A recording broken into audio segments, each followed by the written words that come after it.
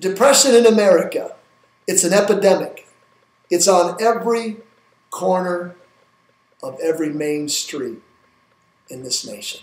Perhaps you've been experiencing a form of depression, or maybe you're in such deep depression that you can't even function on a normal basis. Why? How does this happen?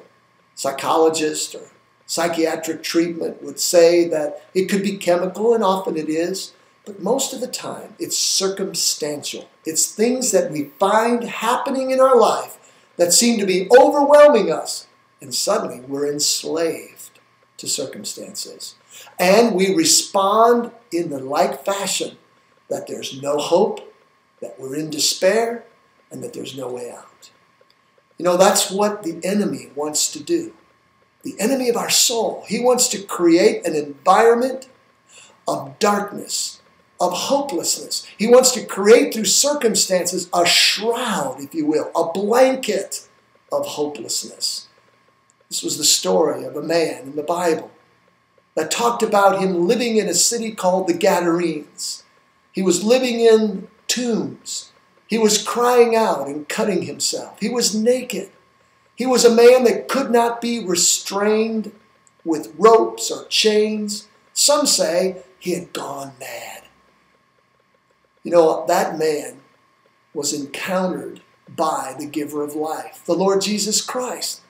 And as a result, his life changed. You see, the whole idea of living in a tomb or in a graveyard is living in a realm or a season of your life of which was and not what is. We always try to resurrect or bring back what cannot be resurrected.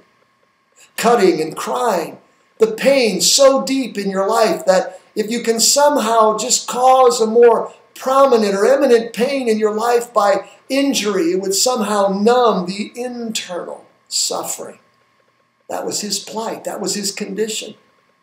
He was trying to be restrained. Those that saw him running through this graveyard without clothing, cutting himself, for his own life's preservation, they were trying to bind him with chains and cords, and they couldn't. He would break them.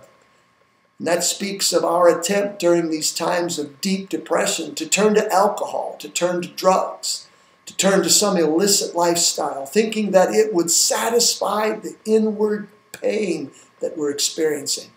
Listen, I understand. When you're going through deep depression, I understand. It's very real. But let me tell you about this man that lived in this city called the Gadarenes. One day, Jesus Christ, the Son of God, came to him and offered to him freedom. And that same Christ that came to him and offered him freedom can offer you freedom.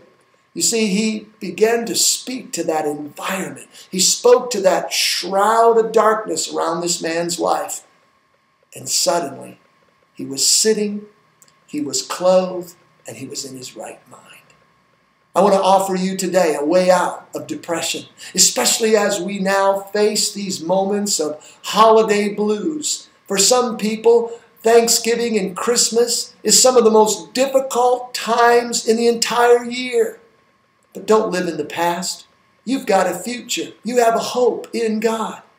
Don't live with the expectancies of those things in this world to give you hope or to give you joy. And please, don't sit there today and think that no one cares. God cares for you.